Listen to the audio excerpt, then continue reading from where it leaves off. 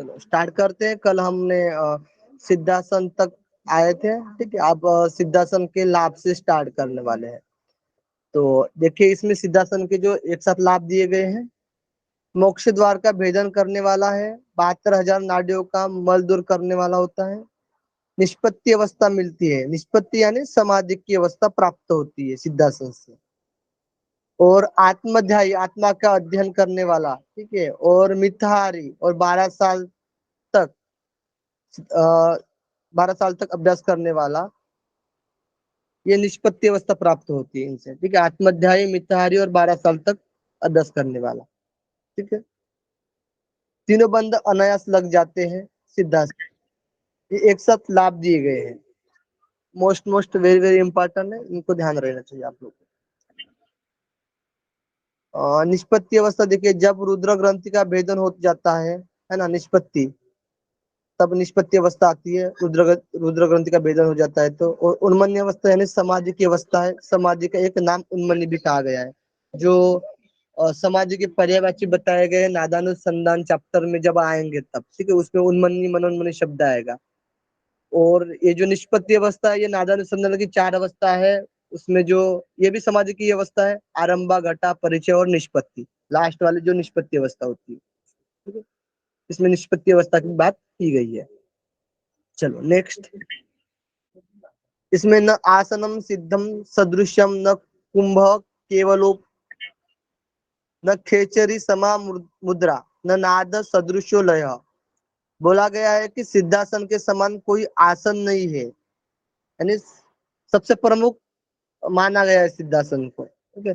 केवल ही कुंभक के समान कोई कुंभक नहीं है, यानी कुंभकों में कुंभक को श्रेष्ठ बोला गया है। खेचरी के समान कोई मुद्रा नहीं, यानी खेचरी मुद्रा को सर्वश्रेष्ठ बोला गया सभी मुद्रा में से। वेरी इंपॉर्टेंट है। नेक्स्ट।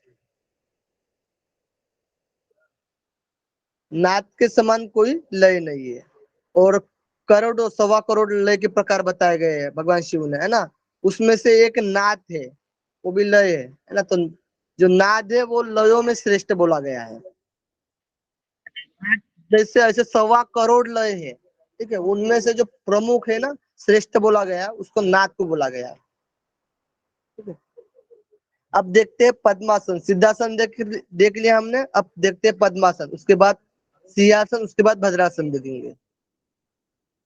चलो पद्मासन देखिए, इसकी विधि जो बताई गई है। वाम उरु उपरि दक्षिणम च चरणम संस्थाप्य वाम तथा दक्ष उरु उपरि पश्चिमेन विधिना धृत्वा कराभ्याम दृढ़म अंगुष्टो हृदय निधाय चिबुकम चिबुकम नासाग्रम अवलोकयेत् एतत् व्याधि विनाशकारी यमीनाम पद्मासनम प्रोच्यते। बोला गया है कि इसमें जो साप विधि बताई गई ना, बद्ध पद्मासन की तरह बताई गई है पद्मासन की विधि। बाही जांग के ऊपर दाहिना पांव स्थापित करे और बाया पांव दाहिना जंगा पर रखे, है ना, जस्ट पद्मासन जैसे ही हम जैसे करते वैसे ही पद्मासन। पीछे की तरफ से दोनों हाथों से अंगूठे को पकड़ ले। जब ये पीछे की तरफ से दोनों हाथों के पकड़ने की बात आती है ना, तब हो जाता है बद्ध पद्मासन की तरह विधि, जो हम प्रैक्टिकल में करते हैं, ठीक है। और ठोड़ी का हृदय पर लगाइए, यानी इस तरीके से जालंधर बंद, और दृष्टि जो है नासिकाग्र, जैसे कि बद्ध पद्मासन की तरह विधि बताई गई है, ठीक है। पद्मासन में किसी भी कोई भी ग्रंथ में आप पद्मासन की विधि देखोगे तो जो दृष्टि होती है वो नासाग्र पर होती है। इसका जो लाभ बोला गया, सभी व्याधियों का नाश करता है ना, सभी व्याधियों का नाश करने वाला, बहुत सारे ग्रंथ में यही बताया गया है। अब दूसरा मतांतर है इसमें भी। दूसरा मत देखिए। उत्तानो चरणो कृत्वा उरु संस्तो प्रयत्नतः उरु मध्य तथा उत्तानो पानी कृत्वा ततो दृश्यो नासाग्रे विन्यसेत राजदंत मूले तु जिह्वाया उत्तम्भ्य चिबुकम वक्षसि उत्थाप्य पवनम शनेह। 45-46 में ये श्लोक आता है। देखिए इसमें सेम पद्मासन की तरह है। देखिए बस हाथ का चेंजेस किया है। देखिए इसमें जैसे कि इसमें सामान्य पद्मासन लगाते हैं, है ना, एक एडी को जो अगले जंगा पर और दूसरे एडी को अगले जंगा पर, है ना, इस तरीके से। और फिर हाथों को क्या करना है, गोद में ले, हाथों को गोद में रखना है इस तरीके से, जैसे सर ने पोस्चर दिखाया है उस तरीके से। और हाथ को गोद में रख दिया हमने, उसके बाद थोड़ी हृदय प्रदेश पर लगाई है, यानी जालंधर बंद करना है, नासाग्र दृष्टि, और जीभ को राजदंत पर लगाई है, तालु का अग्रभाग में। यानी राजदंत पता है कि आप लोग को, जो लटकता हुआ मांस है ना, उसको घंटी क्या बोलते हैं, उसके बीच वाला जो है ना, उसी को बोलते हैं राज, उसके छेद, जो बीच वाला छेद रहता है उसको राजदंत बोलते हैं। जो घंटी लटकती हुई है ना मांस, आप आईने में देखोगे आ करके, है ना, मुंह फाड़ कर, उसमें दिखेगी आपको घंटी जैसी, मतलब लटकता हुआ मांस, उसके बीच वाला जो है ना, वही राजदंत मार्ग बोला गया। चलो, पद्मासन लाभ देखते हैं। इदम पद्मासनं प्रोक्तम सर्वव्याधि विनाशनम दुर्लभम येन केन अपि धीमता लभ्यत भूमि भूमि। इसमें सीधासन नहीं है, मिस्टेक है, ठीक है, पद्मासन के लिए बोला गया है। पद्मासन क्या करता है, सभी रोगों का नाश वो करता है। इस दुर्लभ आसन का बुद्धिमान ही बुद्धि भी कर सकते हैं, यानी इस दुर्लभ आसन को कौन कर सकते हैं, जो बुद्धिमान व्यक्ति है वही कर सकते हैं, यानी इसके लिए बुद्धिमान ये आसन कर सकते हैं, है ना, साफ तौर पर बोला गया है। सभी रोग का नाश करता है, ठीक है।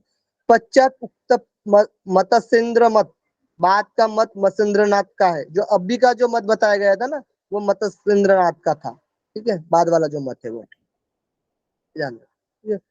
देखिए और देखिए, कृत्वा संपुटितो करो दृढ़तरम बद्ध्वा तु पद्मासनम गाढ़ं वक्ष्यसि सन्निधाय चुबुकं ध्यायंश तच्चेतसि वारं वारं अपानं हृदय ऊर्ध्वम् अनिलं प्रोस्तारयन् पूरितम् नेचन प्राणम उपेति बोधम अतुतम शक्ति प्रभावात। 48 में बोला गया है कि दृढ़ता पूर्वक पद्मासन लगाकर दोनों हाथों को एक दूसरे पर रखकर जालंधर बंद लगाए, अब बार बार अपान वायु को ऊपर उठाए। इसमें वही विधि है जैसे कि अभी हमने पहले देखा था, है ना, दूसरे नंबर पर देखा था, दोनों हाथ गोदी में रखना है उसी तरह से, लेकिन इसमें अलग क्या बोला गया है कि अब बार बार अपान वायु को ऊपर उठाना है, जो नीचे की वायु होती है अपान वायु, ठीक है, उसको ऊपर उठाने के लिए बोला गया है ना। और पूरा करने करके प्राण को अपान से मिलाकर वायु को ऊपर उठाए, और पूरक करके क्या करना है, प्राण जो है वो उसको अपान में मिलाना है, ठीक है, मिलाकर वायु को ऊपर उठाए। यानी सुषुम्ना में प्राण ऊपर उठता है, सुषुम्ना में क्या होता है, प्राण ऊपर उठता है, फिर साधक को ब्रह्म पर ध्यान लगाना चाहिए, तब शक्ति के प्रभाव से अनुपम ज्ञान, अतुल बोध की प्राप्ति होती है, अनुपम ज्ञान, ठीक है, अतुल बोध की प्राप्ति होती है साधक को। देखिए और देखिए, पद्मासन स्थितो योग, यह भी हो गया पद्मासन तक, ठीक है। अब देखिए, पद्मासनो स्थितो योगी नाड़ी द्वारे न पूरितम मारुतम धारयेत दस्तु स मुक्तो न अत्र संशय। यानी बोला गया पद्मासन में स्थित योग साधक जब पूरक करके वायु को धारण करता है, यानी कुंभक करता है, तब वह मुक्त है, इसमें कोई संशय नहीं। इसमें लाभ बोला गया है कि इस तरीके से भी, मतलब और अलग टाइप से विधि बोल रहे हैं पद्मासन। जब पद्मासन में स्थित साधक पूरक करके वायु का धारण करता है तो वो मुक्त हो जाता है, इसमें कोई संशय नहीं है, ठीक है। इस प्रकार से 4 टाइप में बताया गया है, ठीक है, इसको वेरीफाई करके। पहले हमने बद्ध पद्मासन वाली स्टेप रखी थी, फिर उसमें दोनों हाथ गोदी में रखकर था, है ना, जालंधर बंद लगाकर। उसके बाद अपान वायु को ऊपर उठाना था, वही स्थिति थी, अपान वायु को ऊपर उठाना था। अब क्या बोल रहे हैं, उसमें अपान वायु को ऊपर उठाकर प्राण वायु को अपान वायु से मिलाकर सुषुम्ना में प्राण को ऊपर उठाना, ये बात बोली गई थी। अब इसमें क्या बोल रहे हैं कि साधक पूरक करने के बाद वायु को धारण करना है, ठीक है, ये अलग टाइप, मतलब 4 स्टेप से बताया गया है पद्मासन को, ठीक है, ध्यान रखना आप लोग। सिंहासन नेक्स्ट आता है 3rd नंबर पर, सिंहासन। सिंहासन की विधि देखते हैं। सबको आवाज आ रही है बराबर से? सर आप यस सर। ओके, देखिए सिंहासन की विधि। गुल्फोच्च वृक्षं स्यादः शिवन्याः पार्श्वयो शिपेत दक्षिणे सव्य गुल्फम तु दक्ष गुल्फम तु सव्य के। यानी दोनों एडी को शिवनी नाड़ी के दोनों तरफ रखिए, दोनों एडी को, है ना, दोनों एडी को शिवनी नाड़ी के दोनों तरफ रखेंगे, बाई एडी को दाहिने तरफ और दाहिनी एडी को बाई तरफ, इस तरीके से चेंज करके, ठीक है, सिंहासन में। नेक्स्ट देखिए, नेक्स्ट देखिए, इसमें पोस्टर भी देखिए सिंहासन का इस तरीके से ना। और श्लोक आता है, हस्तो तु जानो संस्थाप्य स्वांगुली संप्रसार्य च व्यात वक्त्रो निरीक्षेत नासाग्रम तु समाहितः, यानी उसके बाद दोनों हाथों को घुटने पर रखना है और उंगलियां को फैला देना है। दोनों हाथों, जब दोनों हाथ हम घुटने पर रख दिए और उसको उंगलियां फैला दिए हमने, ठीक है, फिर क्या करना है, मुख को चौड़ा कर कर खोल कर, यानी मुख को खोलना है, ओपन करना है और नासाग्र दृष्टि रखना है। एक बार पोस्टर दिखा दीजिए सर जी। ठीक है, दिख रहा है सभी को? बैक में पैर क्रॉस होगा ना, एडी हाँ, क्रॉस होंगे पीछे, क्रॉस होगा। जैसे कि राइट एडी है ना हमारी, वो वो लेफ्ट में। लेफ्ट साइड में होगी और जो लेफ्ट साइड वाली होगी वो राइट साइड में होगी। बैक वाला पोस्टर दिख नहीं रहा है, लेकिन आपको उल्टा करना है उसको। हाँ, बिल्कुल सेम हम जैसे करते हैं ना वैसे ही तरीके से। अब देखिए लाभ बोला गया है इसमें, और कुछ विशेषता बोली गई है ना। सिंहासनम भवेत एतत् पूजितम योगी पुंग गवेह बंधत त्रियतय संधानम कुरुते च आसनोत्तमम। 52 में बोला गया श्रेष्ठ योगियों द्वारा ये पूजित है। सिंहासन के लिए बोला गया श्रेष्ठ योगियों के द्वारा, श्रेष्ठ योगी के योगियों के द्वारा, ठीक है, पूजित है। इस उत्तम आसन के अभ्यास से तीनों बंधन का अभ्यास सरल हो जाता है, ठीक है। इसमें आसानी तो नहीं बोल सकते हैं, लेकिन अभ्यास जो होता है ना सिंहासन का, वो सरल हो जाता है। और जैसे कि हम सिद्धासन में देखते हैं ना, तो अनायास लग जाते हैं तीनों बंधन, ठीक है। ये डिफरेंट है थोड़ा, ये ध्यान रखिए आप लोग, ठीक है। भद्रासन, या इसको गोरक्षासन भी बोला गया है। इसकी विधि देखते हैं। गुल्पच्च वृषण स्यादः शिवन्यः पार्श्वयो शिपेत सव्य गुल्फम तथा सव्य दक्ष गुल्फतु दक्षिणे, यानी दोनों एडिया को अंडकोश के नीचे शिवनी के बगल में रखे। जो हमने बोला था ना कि गुदा से 2 अंगुल ऊपर, और जैसे कि जननेंद्रिय से 2 अंगुल नीचे, जो बीच वाला पार्ट होता है वही होता है शिवनी वाला पोस्टर, ठीक है, उसी की बात बोल रहे हैं। तो उसमें क्या करना है, दोनों एडियो को लगाना है। देखिए इस तरह रखा हो कि बाई एडी शिवनी के बाई तरफ और दाहिनी एडी शिवनी के दाई तरफ, जैसे कि हम करते हैं भद्रासन, है ना, जो गर्भवती लेडी को बताया जाता है भद्रासन, है ना, जो पहले मंथ से 9 मंथ तक भी करवाया जाता है, ठीक है, भद्रासन का अभ्यास। ये इस तरीके से है, दिख रहा है सबको पोस्टर। पार्श्वपादो च पाणिभ्याम दृढ़म बुद्धवा, फिर उसके बाद हाथ की बात बोला गया है, मतलब हाथ से पकड़ना है। बुद्धवा सुनिश्चलम भद्रासनम भवेत एतत् सर्वव्याधि विनाशनम, यानी सर्वव्याधि विनाश करने वाला है। गोरक्षासनम, यानी इसको गोरक्षासन भी बोला है। इदम आहुवे सिद्ध योगिनः, यानी फिर दोनों पाव को आगे के भाग को अच्छी तरह पकड़कर स्थिर रखे, जैसे कि सर ने पकड़ा है दोनों पैर को, है ना, आगे के भाग को। यह सभी व्याधियों का नाश करने वाला होता है ना? और सिद्ध योगी इसी को गोरक्ष आसन भी बोला है, सिद्ध योगी। यहाँ तक आसन हमारा कंप्लीट होता है, ठीक है? सभी 15 आसन पूरे हो गए हैं। अब देखते हैं इसमें, देखिए इसमें इनको जैसे कि एक श्लोक आता है 55, ठीक है, इसमें देखिए,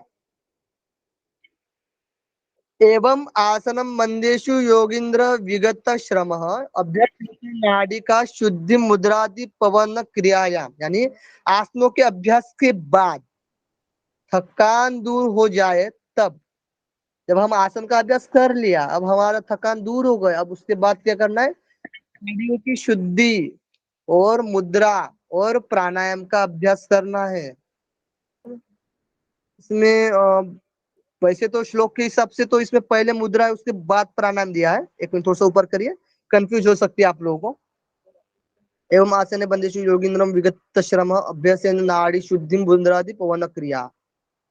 ठीक है, इसमें थोड़ा सा डिफरेंट लग रहा है ना, जैसे कि हम देखते हैं, लेकिन उसके बाद भी दिया गया है कि नाड़ी शुद्धि, उसके बाद प्राणायाम, मतलब नाड़ी शुद्धि के बाद शटक क्रिया, उसके बाद प्राणायाम, फिर उसके बाद मुद्रा, है ना, फिर नादानुसंधान, ये भी श्लोक आएगा आपका।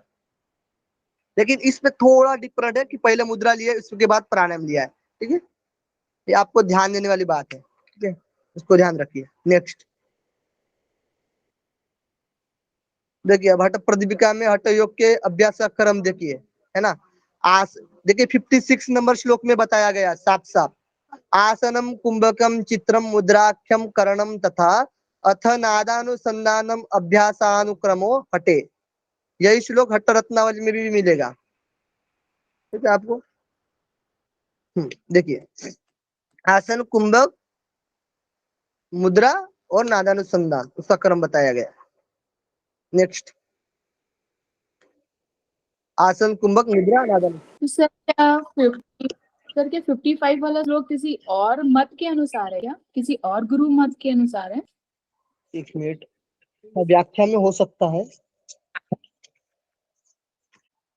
ऐसे तो नहीं दिया है, लेकिन उसमें सीक्वेंस नहीं बताया गया है। ठीक है, इसमें सीक्वेंस बोला गया है ना। देखिए ऊपर का एक बार करिए 56, देखिए इसमें, ठीक है 55 देखिए, ठीक है 55 देखिए पहले, एवं आसनम बंदेशु योगिंद्र विगत श्रम अभ्यसेत नाड़ी का शुद्धि मुद्रादि पवन क्रियायाम। यानी इसमें क्रम नहीं दिया है। ठीक है, यानी आसन के अभ्यास के बाद थकान दूर हो जाने के बाद नाड़ी शुद्धि मुद्रा प्राणायाम कर सकते हैं, है ना। अब इसके बाद देखिए 56 देखिए, इसमें देखिए अभ्यासानुक्रमो, ठीक है, हटे, यानी अभ्यास का जो क्रम है हठ प्रदीपिका में, है ना, हठ योग में, वो इस तरीके से है, आसन कुंभक मुद्रा और नादानुसंधान, यहाँ पर क्लियर बोला गया है। ठीक है, तो ऊपर की बातों को हम कंफ्यूज नहीं होना है अभी। ठीक है, यहाँ पर क्रम दिया गया है, वहां पर सिर्फ ऐसे बोला गया है। ठीक है, क्लियर है ma'am, Meena ma'am? Yes sir, yes sir. Next करते हैं, नेक्स्ट करते हैं।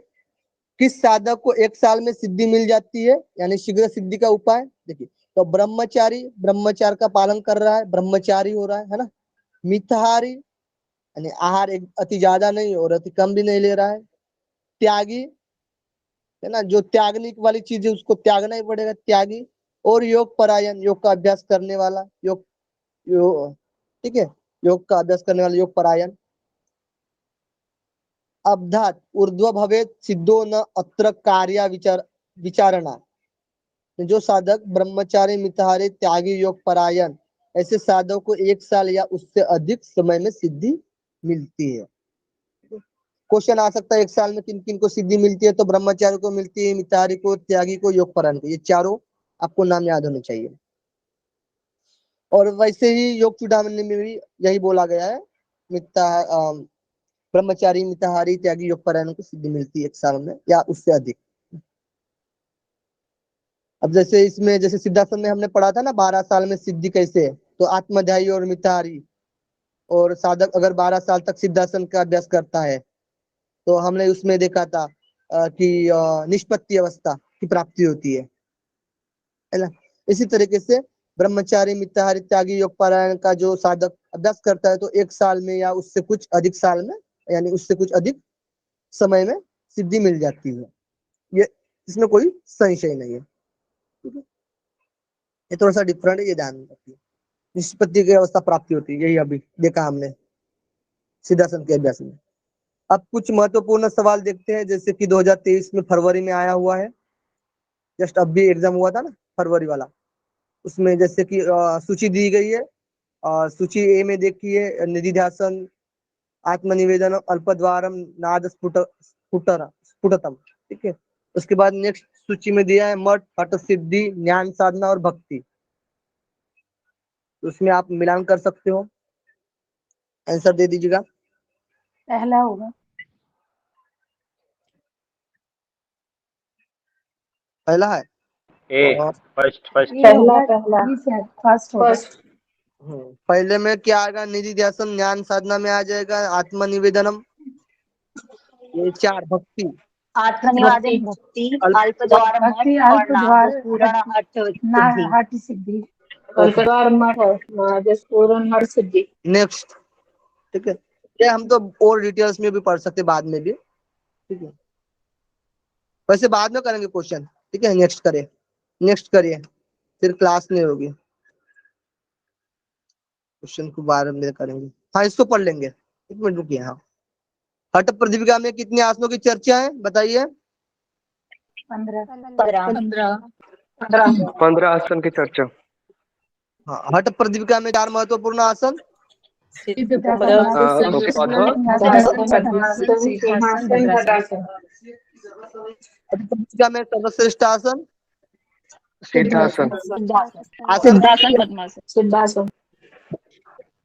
आसन का अभ्यास से क्या क्या होता है, स्थिरता, आरोग्यता, स्थिरता, आरोग्य, लागवंता। स्थिरता, आरोग्यता, लाघवता। फिर पाया गया है। मयूरासन। मयूरासन और आपने मत्स्येंद्रासन भी बताया था। नहीं, मत्स्यासन नहीं, मना कर दी। मत्स्यासन में नहीं, मना कर दी सर ने। मयूरासन ही होगा सिर्फ, उसमें सॉरी सिर्फ मयूरासन है। मत्स्येंद्रासन में भी है ना श्री, मत्स्येंद्रासन में भी श्री है। हाँ, श्री है, लेकिन वो मत्स्येंद्र, लेकिन वो मत्स्येंद्र गुरु के लिए मुनि जी को। श्री मत्स्येंद्र नाथ लिखा हुआ है, श्री मत्स्येंद्र नाथ लिखा है। ठीक है। उसमें नहीं है, मत्स्येंद्र नाथ ऋषि के लिए बोला गया है, महर्षि के लिए बोला गया है, वो शब्द हाँ। यूज किया गया, कल क्लियर कर दिए थे, ठीक है। मयूरासन। तो देखिए, अब नेक्स्ट है, कौन सा आसन योगियों के लिए पूजित है, सिंहासन। सिद्धासन के 3 नाम बताइए। वज्रमुक्त, गुप्तासन, मुक्तासन, गुप्तासन, वज्रासन। हठ विद्या गोपनीय रखने से क्या होगा, वीर, शक्तिशाली। शक्तिशाली होता है, शक्तिशाली होता है, और निर्वीर्या, शक्तिहीन होता है, शक्तिहीन हो जाए, निर्वीर्या, वीर्यवान नहीं होगा, है ना। धनु प्रमाण कौन सी 3 चीजें नहीं करनी चाहिए, शिला, अग्नि, जल और शीतलता। शिला ओके। और शिला। शिला यानी बड़े पत्थर बोले गए थे, है ना, और अग्नि और जल। और रोह के लिए समान कौन सा आसन बोला गया, मत्स्येंद्रासन। नेक्स्ट, किस आसन के अभ्यास से उदर पतला होता है, पश्चिमोत्तानासन। कालकुटम शब्द किस आसन के लिए बोला गया है, मयूरासन। बोल आप बताइए। शांति शरीर का शांत होता है, चित्त की शांति होती है। चित्त की शांति। शांति और वृष शांति। यमों में सर्वश्रेष्ठ, मितार। मिताहार, नियम में अहिंसा, अहिंसा। किसके समान कोई मुद्रा नहीं, खेचरी के समान। खेचरी को। किस आसन को सर्वश्रेष्ठ कहा गया है, सिद्धासन को सर्वश्रेष्ठ कहा है। सर्वश्रेष्ठ लाइक नाद। अब देखते हैं मिताहार की चर्चा, ठीक है। ये इंपॉर्टेंट श्लोक है, इसको याद रखना है, आप लोग टिक कर लीजिए, आप पेन बुक लिखे हो तो, लेकर बैठे हो तो, ठीक है। सुसिग्नम मधुरम आहारस्य चतुर्था विवर्जितः भुज्यते शिव संप्रीतो, शिव संप्रीते मिताहारस्य उच्यते, 58 नंबर का, ठीक है। बोला गया सुसिग्न, चिकना भोजन, है ना, सुसिग्न यानी सरलता से अंदर जा सके, चिपचिपा भोजन हो, चिकना भोजन हो। मधुर यानी मीठा हो, स्वादिष्ट, है ना। चतुर्थांश यानी आधा पेट भोजन हो और 1/4 पानी हो, और एक और भाग क्या रहना चाहिए, वायु से होना चाहिए, है ना। तो आधा और 1/4 पानी। शिव को अर्पित करते हुए भोजन करना चाहिए, शिव की बात बोली गई, शिव को अर्पित करते हुए भोजन करना। मिताहार के लिए चतुर्थांश नियम, है ना, देखिए इसमें चतुर्थांश नियम क्या है, देखिए। नेक्स्ट करिए, ये डायग्राम से आप समझ सकते हो। खाली छोड़ने वाला जो भाग है, एयर का भाग एक भाग है, और वाटर का एक भाग है, बाकी जो 2 भाग है वो अन्न से होगा, ठीक है जी। अब ऊपर कर लीजिए। अब हम पढ़ लेते हैं जो अपत्यार बोला गया है, ठीक है। अब मितार होने के बाद अपत्यार पढ़ेंगे, उसके बाद पत्यार पढ़ेंगे, है ना, फिर खत्म ही हो जाएगा फर्स्ट उपदेश। देखिए, कटु अम्ल तीक्ष्ण लवण उष्ण हरित शाक सोवीर तेल तिल सरसप मध्य मत्स्यान आजादी मासम दधि तकर कुलत कोल पिन्या हिंगू लहसुन आद्यम अपत्यम आहू। ये श्लोक इम्पोर्टेंट है, इसको आपको याद ही रखना पड़ेगा, इसके अलावा कोई चारा नहीं है, ठीक है। 59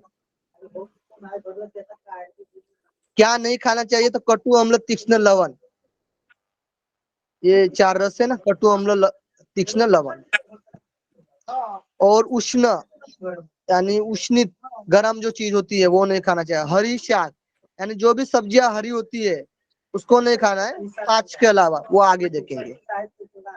सोवीर यानी खट्टी भाजी, है ना, खट्टी भाजी बोल जाती है, या फर्मेंटेशन वाला फूड, फर्मेंटेशन जो किया होता है ना, वो नहीं खाना चाहिए, ठीक है। तेल तिल और सरसों, तेल नहीं, तिल का भी इस्तेमाल नहीं, और सरसों सबको पता है ना। मध्य जो मध्य, ठीक है, हाँ मध्य, मछली, बकरे का मांस, ठीक है। और दधी छाक कुल्ती, कोल यानी बेर, खली हींग लहसुन, ये वर्जित बोला गया है, ठीक? आप में से यहाँ से किसी को कुछ डाउट हो तो पूछना,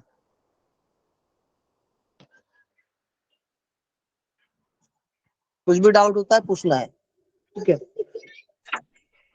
इसमें स्पेशली बकरे के मांस को क्यों मना किया गया है?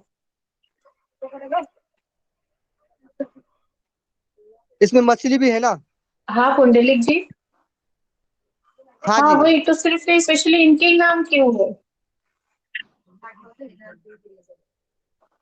इसमें देखिए जैसे तो वैसे तो अहिंसा का, जैसे कि नियमों में क्या बोला है, यमों में हाँ। मिथ्या और नियमों में अहिंसा बोला गया है ना, तो एक्चुअल तो हिंसा नहीं करनी चाहिए, तो मांस तो मांस खाना ही नहीं का है। भी नहीं होना चाहिए।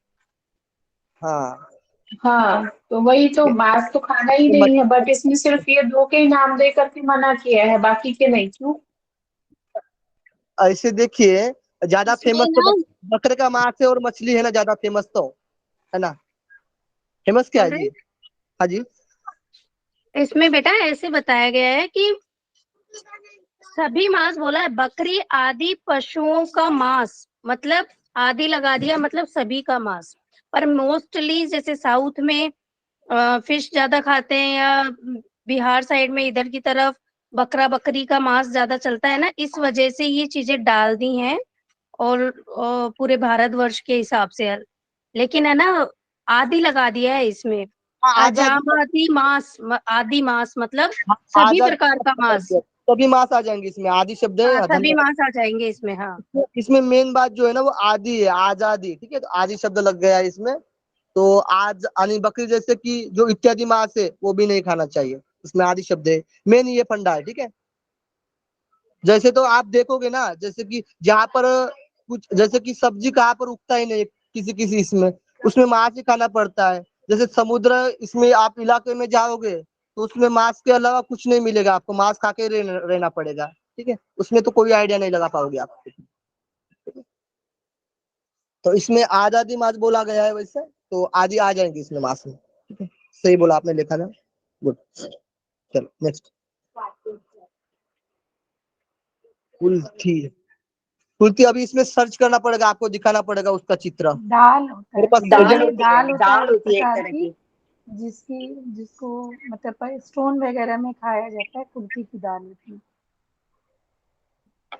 कुछ भी डाउट हो पूछना, ठीक है। आप में से कोई भी मतलब बता सकते हैं, क्योंकि मैं इंग्लिश प्रेजेंटेशन में में, हॉर्स ग्राम बोलते हैं, ठीक है, मैं हॉर्स ग्राम। प्रेजेंटेशन तो थोड़ा सा मैं अच्छे से बता सकता था, कि लिख कर या फिर आपको सर्च करके दिखा सकता था, ठीक है। तो थोड़ी सी नेटवर्क के इश्यू से दिक्कत है, तो आपको जिसमें किसी में भी प्रॉब्लम हो तो आप बोल सकते हो, ठीक है। यहाँ से आप में से बहुत से लोग हैं वो बता सकते हैं, ठीक है। तो कुल्थी दाल के टाइप में है, ठीक है, ये ध्यान रखिए आप लोग। धन्यवाद। नेक्स्ट, हठ प्रतिक्रिया के अनुसार प्रत्याहार के घटक नहीं है।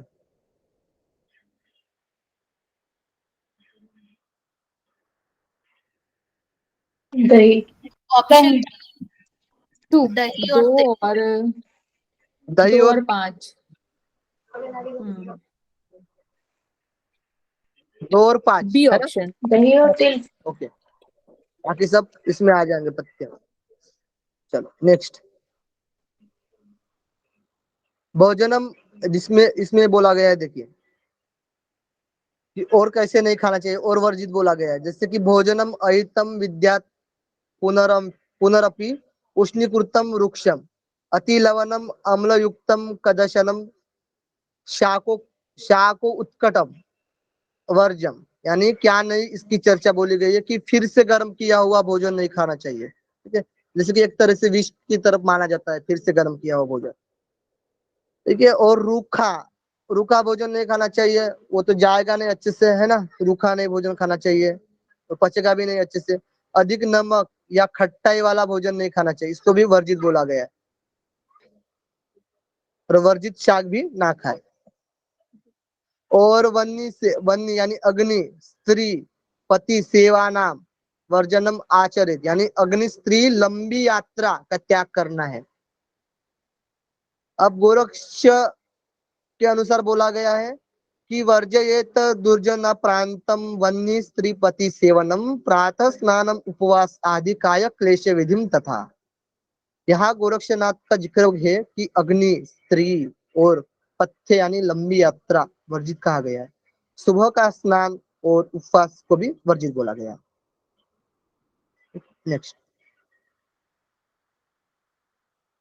गोधूमशाली यव षष्टिक शोभनम, इसमें अब जो खाने वाले चीजें हैं ना वो बता रहे हैं।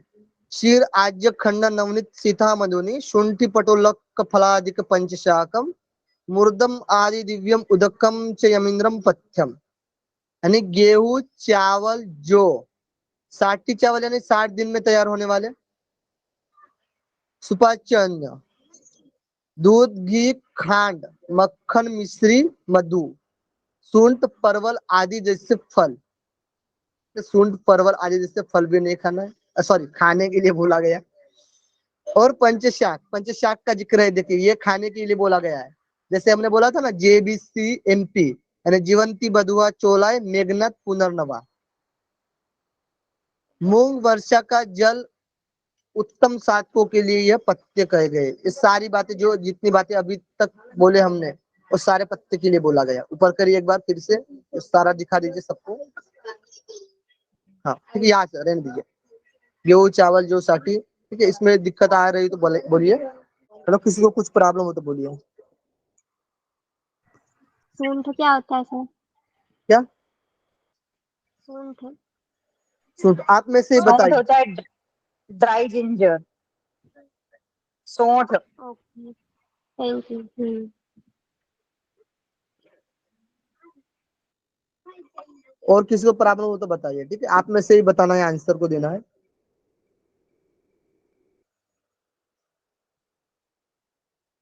ठीक है, चलो नेक्स्ट। इन दो याद रखना है ना, और वो भी संस्कृत में आपको याद होने चाहिए। उसको आपको मीनिंग्स को तो जानना ही है, ठीक है, समझने के लिए आपको, लेकिन संस्कृत में क्या चीज दी गई है उसको आपको जैसे कि वैसे आपको याद होनी चाहिए। ठीक है, हट क्वेश्चन देखिए 2022 में पूछा गया है। हट प्रदीपिका के अनुसार योग शास्त्रों के लिए पथ्यकार भोजन। ACD second option.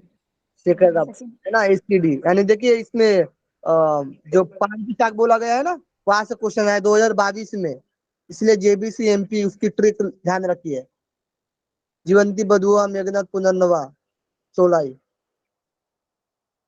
और मूंग, ठीक है। मेघनाथ आया है ना इसमें, परवल और मूंग। अब नेक्स्ट देखिए, यहाँ से 2 बार क्वेश्चन पूछा गया श्लोक से, इसको नोट कर लीजिए। 63 श्लोक नंबर भी याद रखिए इसका, 63, ठीक है। 2 बार क्वेश्चन पूछा गया। ये पहली जो लाइन है ना, पुष्टम सुमधुरम स्निग्धम गव्यम धातु प्रपोषणम मनो अभिलषितम योगम योगी भोजनम आचरे।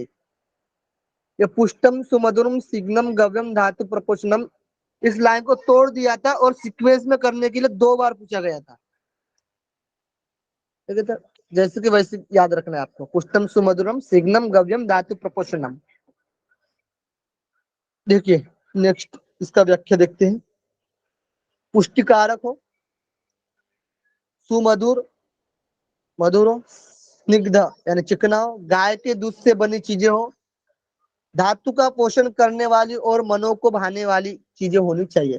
कितनी बात बोली गई है? पुष्टिकारक, सुमधुर, स्निग्ध, गाय के दूध से बनी हुई चीजें, धातु का पोषण करने वाली और मनो को भाने वाली 6 चीजें बताई गई है। ठीक है। 77 अट प्रदीपिका के अनुसार योगी के भोजन का श्लोक के अनुसार क्रम ठीक कीजिए, है ना, 2022 में पूछा गया।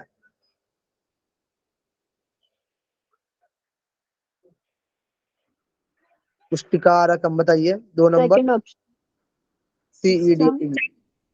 मधुरम, कारकम, सुमधुरम, स्निग्धम, स्निग्धम, गव्यम, धातु प्रपोषणम। धातु पुष्टिकारकम, है ना। पहले देखिए, पहले में पुष्टिकारक है और लास्ट में धातु पुष्टिकारक है ना। पहले में पुष्टिकारक और लास्ट में भी धातु पुष्टिकारक, ये ध्यान रखिए। तो पहले में सी है और लास्ट में डी है, तो सर लेकिन श्लोक में तो धातु प्रपोषणम है। वही होता है। ठीक है, कारक और प्रकोष्णम। ठीक है, उसका कारक ही है, धातु को पुष्टि देने वाला।